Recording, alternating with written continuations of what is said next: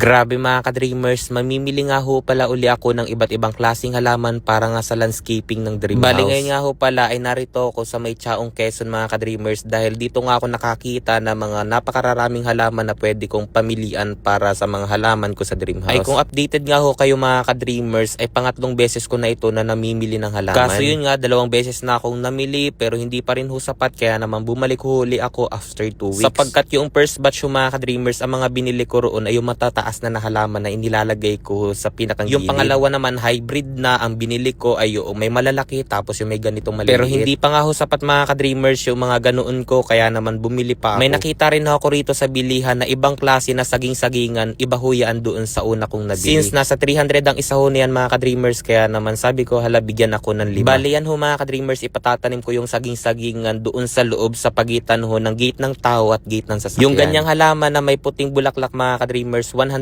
pieces pa yung binili ko pero nakabili na ako before ng nasa 50 pieces, ibig sabihin 150 pieces yung ganyang kong klase. Yan yung pinakamarami ho mga ka-dreamers na klase ng halaman na aking binili kasi yan yung itatanim doon sa gilid ng parkingan. As in pagbukas ng gate ng sasakyan, nasa bahaging kaliwa may plant box ako ron na diretso hanggang doon sa may CR sa dulo. Iisang klase ng halaman yung itatanim ko ho roon, ganito mga ka-dreamers para maganda tingnan. Bali yung ganyan ho raw mga ka-dreamers, pwede raw yan itrim para mas maganda. Dito ang kuha ko mga ka-dreamers, 50 pesos per pieces. Kaya sa ganyang klase ho mga ka-dreamers na halaman, parang nasa 7,500 na rin ho ang aking nailabas. Sa mga nagtatanong kung magkano nga ba ang mga bili ko sa halaman, gagawa na lang ako mga ka-dreamers ng next video kasi napakaraming klase ng halaman ng bili. Sa harapan ng dream house mga ka-dreamers, sa pinakang loob may plant box ho roon na naka-horizontal. Yun tataniman ko rin ho ng medyo tinitrim na halaman. Tapos sa labas may plant box din ho mga ka-dreamers at yung hindi tumataas na halaman din doon ang gustong itanim ni kuya at ito nga yung napili yung namin. Gusto kasi ho mga ka-dreamers ni kuya yung hindi tumataas na halaman tapos ginugupit. As in pagdating ho mga ka-dreamers sa klase ng halaman na binibili ko, si kuya ho talaga ang namimili. Bali ang kasama ko ho mga ka-dreamers sa pagbili ng halaman ay si kuya tapos si mama. Dini nga dahil iisa lang yung boy ho sa pinamilihan mga ka-dreamers kaya naman ang nagsasalansan na ho ng mga halaman ay si kuya. Kailangan kasi okay yung arrangement dahil marami pa ho kami mga ka-dreamers bibilihin sa kabilang pwesto. Iyan yung sinasabi ko sa inyong saging-sagingan, diba sobrang ganda, napaka peaceful tingnan. Lalo na kapag nahanginan mga ka-dreamers, napakapayapa baga ho sa pakiramdam. Bali hindi lang ho yun mga ka-dreamers, pumunta pa kami sa kabilang bilihan ng halaman at ito nga ho yung mga binili pa namin ni kuya. Medyo mas natagalan ho kami rito kasi nga yung mga inayos ni kuya kanina ibinaba pa para maisakay ng maayos itong mga naidagdag naming halaman. May binili ako mga ka-dreamers na parang paso yun pero mataas at dun ko nga ho ilalagay yung binili kong naka-spiral at saka naka parang globo ho na halaman. Nagkuha na rin si kuya ng 4 na sako ho mga ka-dreamers ng natural stone kasi gagamitin ho yung pan-design. Bali almost 3 hours pa yung biyahe namin mga ka-dreamers papunta sa dream house. Kaya dinin na lamang muna, update ko kayo pag uwi roon at sa pagtanim. Sabi mga ka-dreamers, sobrang ganda talaga ho ngayon ng bigayan sa bagong site na Deslab. By the way, pag core license nga ho pala ito kaya walang problema. Kumbaga legal na ho ito mga ka-dreamers. Ganun pa man, palagi nyo pa rin tatandaan na gamble responsible dahil lahat ng sobra ay masama. Pero syempre, huwag ninyo ho mga ka-dreamers kalilimutan gawin ang ating mechanic sapagkat hindi ko rin ho kalilimutang mag-share sa inyo ng blessing dahil ako ay nananalo ngayon.